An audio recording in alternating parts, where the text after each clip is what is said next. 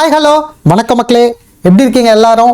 Tesla stock use பண்ணி எப்படி monthly ஒரு 1 lakh கிட்ட ரெண்டல் இன்கம் மாதிரி சம்பாதிக்கலாம் அப்படின்ற பத்தி தான் இந்த வீடியோல நம்ம டிஸ்கஸ் பண்ண போறோம். நம்மளோட துட்டு வாட்ஸ்அப் கம்யூனிட்டிலையும் நம்மளோட டெலகிராம் சேனல்லையும் நம்ம வந்து ஒரு ட்ரேடை போஸ்ட் பண்ணியிருந்தோம். நம்ம வந்து இப்படி டெஸ்லா வந்து 3rd March 2023 255 போனா நம்ம வந்து ஒரு காலை செல் பண்ணியிருந்தோம். ஓகேவா, அதுக்கு $300 வந்து பிரீமியம் கிடைச்சிருந்துச்சு. அவன் கொடுத்த $300 நம்ம 185 இப்போ நம்மளே வச்சுக்கலாம், மிச்சோட காசை மட்டும் அவன் கொடுத்தா போதும். இது ஆல்மோஸ்ட் 50% ரிட்டர்ன்ஸ். ஸோ அதனால 50% ரிட்டர்ன்ஸ் ஒரே நாளில் கிடைச்சதுன்னா பொதுவாக இந்த மாதிரி ட்ரேட்ஸ்ல க்ளோஸ் பண்ணுறது நல்லது. அதனால அதை க்ளோஸ் பண்ணிட்டேன். ஓகேவா, என்னோட எக்ஸ்பீரியன்ஸ்ல.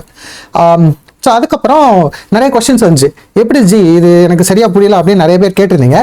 அதை தான் இந்த வீடியோவில் நான் வந்து டீட்டெயிலாக டிஸ்கஸ் பண்ண போகிறேன்.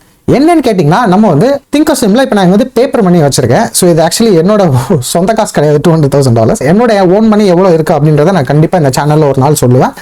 மறக்காம சப்ஸ்கிரைப் பண்ணிடுங்க. ஓகே, இப்போ நம்ம இதில் வந்து சிமுலேட் பண்ணலாம். நம்ம வந்து டிஃப்ரெண்ட் பொசிஷன்ஸ் எடுக்கலாம், நிறைய ட்ரேட்ஸ் பண்ணி பார்க்கலாம், என்ன லாபம் வரும். ஆக்சுவல் மார்க்கெட்லேயே நீங்கள் வந்து லைவ் ட்ரேட்ஸ் எடுக்கிறதுக்கு முன்னாடி நீங்கள் இதில் ப்ராக்டிஸ் பண்ணலாம்.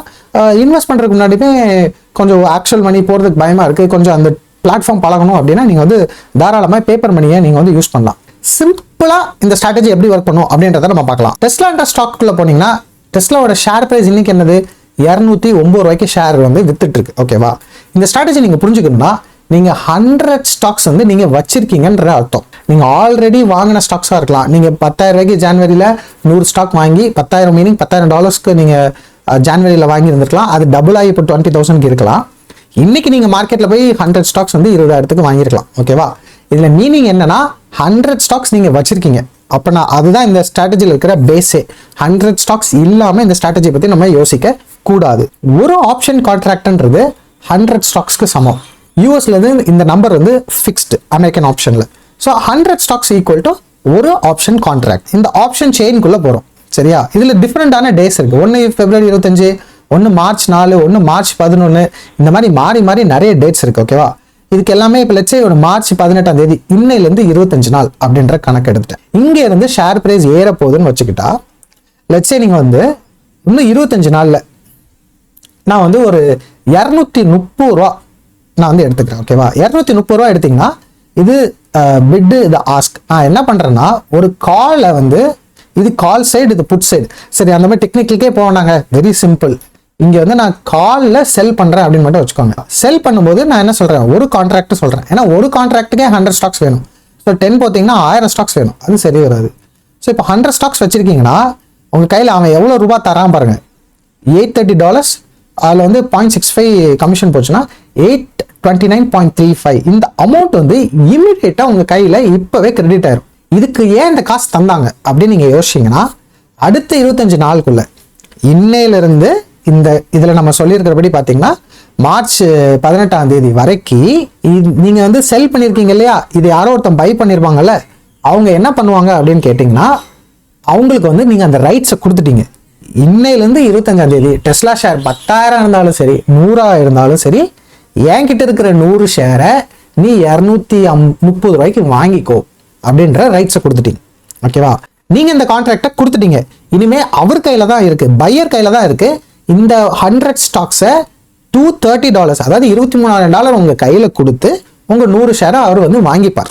ஓகேவா, அது வாங்குவாரா இல்லையான்றது அவரோட டிசிஷன், அது அவரோட இஷ்டம். அவர் எப்போ வாங்க போறாரு, டெஸ்லா ஷேர் ஒருவேளை $400 போச்சுன்னு வைங்களேன், உங்ககிட்ட $23,000 கொடுத்துட்டு அவர் 100 ஷேரை வாங்கிட்டு அவர் மார்க்கெட்ல போய் நான் $40,000 வித்துக்குவாரு, லாபம் பார்த்துப்பார் இல்லையா. இதே டெஸ்லா ஷேர் கீழே போயிருந்துச்சுன்னா 205, 208 அந்த மாதிரி இதே நிலைமையில இதே பிரைஸ்ல சுத்திட்டு இருந்துச்சுன்னா அவருக்கு என்ன வாங்க போகுது, அவர் $23,000 கொடுத்து உங்ககிட்ட வாங்க போறது இல்லை, கன்ஃபார்ம். ஆனா உங்ககிட்ட இன்னைக்கே உங்க கையில எவ்வளவு கொடுத்துட்டாரு, $230. இன்னைக்கே உங்க கையில என்ன கொடுத்தாரு, $830 கொடுத்துட்டாரு. ஓகேவா, இது ஏன்னா அவருக்கு இந்த ரைட்ஸை நீங்க கொடுத்தனாலதான். இந்த ரைட்ஸ்க்கு அவர் உங்க கையில கொடுக்குற பிரீமியம் தான் $830. இது அப்படியே இந்த ஃபுல் அமௌண்ட்டும் உங்களுக்கு. இது பேர் தான் கவர்டு கால். நீங்க கவர்டு மீனிங் என்னன்னா, நீங்க ஆல்ரெடி 100 ஷேர்ஸ் உங்ககிட்ட இருக்கு. அதை வச்சு அடுத்த 25 நாளைக்கு நீங்க வந்து ஒரு $900 என்னாச்சு, இந்தியன் ருப்பில ஒரு $80,000 வந்து நீங்க என்ன பண்ணிருக்கீங்க, இந்த மாசம் சம்பாதிச்சிருக்கீங்கன்னு அர்த்தம்.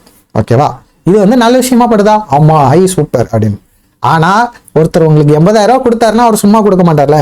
அவரு வந்து நிறைய அனாலிசிஸ் பண்ணி அவருக்கு என்ன தோணியிருக்கும் அப்படின்னு கேட்டா $400 போக போகுது அப்படின்ற நம்பிக்கையில அவர் வாங்கியிருப்பார்.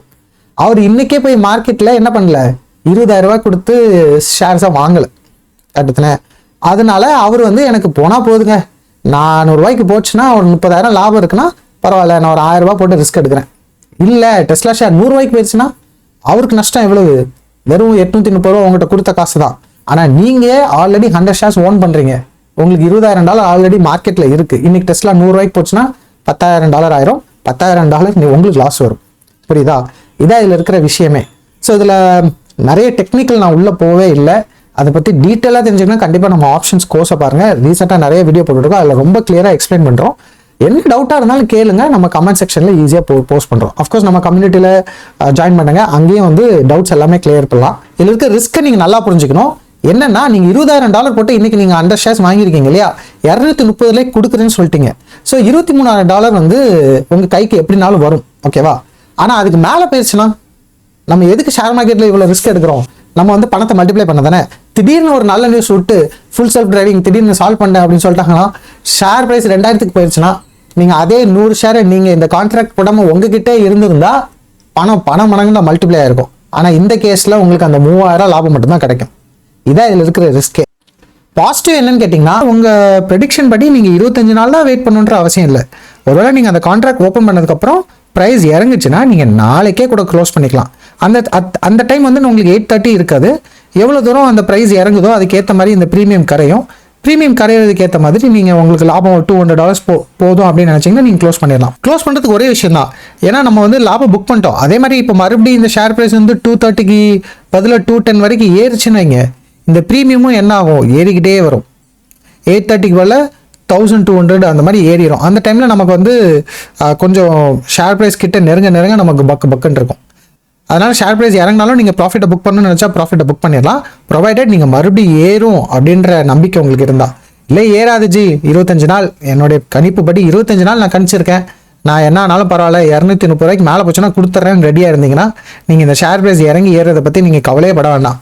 230 போதும் அப்படின்னு நீங்கள் வந்து உங்கள் மனசுக்குள்ளே அதுக்கேற்ற மாதிரி உங்கள் ஸ்ட்ராட்டஜியை பிளான் பண்ணிடலாம். அஃப்கோர்ஸ் அது கரெக்டாக கணிச்சிக்கிட்டே வாரீங்கன்னு வைங்களேன், மார்ச் 25 $229 வரைக்கும் தான் டெஸ்லா போச்சு. 230க்கு மேலே போவே இல்லை அப்படின்னா உங்களுக்கு இந்த கெயினும் உங்ககிட்டே இருக்கும். நீங்கள் கலெக்ட் பண்ண இந்த ப்ரீமியம் காசும் உங்களுக்கு மாதம் வந்துகிட்டே இருக்கும். ஆனால் அந்த மாதிரி கரெக்டாக ப்ரெடிக்ட் பண்ணுறது ரொம்ப கஷ்டம். பட் எனக்கு அப்சைடு தேவையில்லை ஜி, எனக்கு வந்து இந்த மாதிரி ரெகுலர் இன்கம் வந்தால் போதும் அப்படின்னு நினைக்கிறவங்களுக்கு இது ஒரு நல்ல ஸ்ட்ராட்டஜி. ஒருவேளை அப்பப்போ உங்களால் கரெக்டாக கணிக்க முடிஞ்சதுன்னா அப்சைடும் பிடிக்கலாம், இந்த ப்ரீமியம்லையும் நிறைய சம்பாதிக்கலாம்.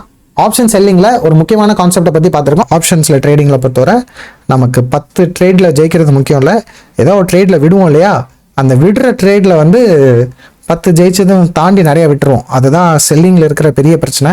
அதனால் அதுக்கு ரொம்ப க்ளோஸாக வாட்ச் பண்ணோம். ஸோ இது எல்லாமே நல்லா படிச்சுட்டு இதை பண்ணுங்கள். ஸோ ஒரு சூப்பரான வேல்யூபிளான கண்டென்ட் கொடுத்துருக்கேன், லைக் பண்ணுங்கள். அடுத்த வீடியோவில் அகெயின் ஒரு சூப்பரான ஸ்ட்ராட்டஜி பற்றி டிஸ்கஸ் பண்ணலாம். Until then, see you, bye bye.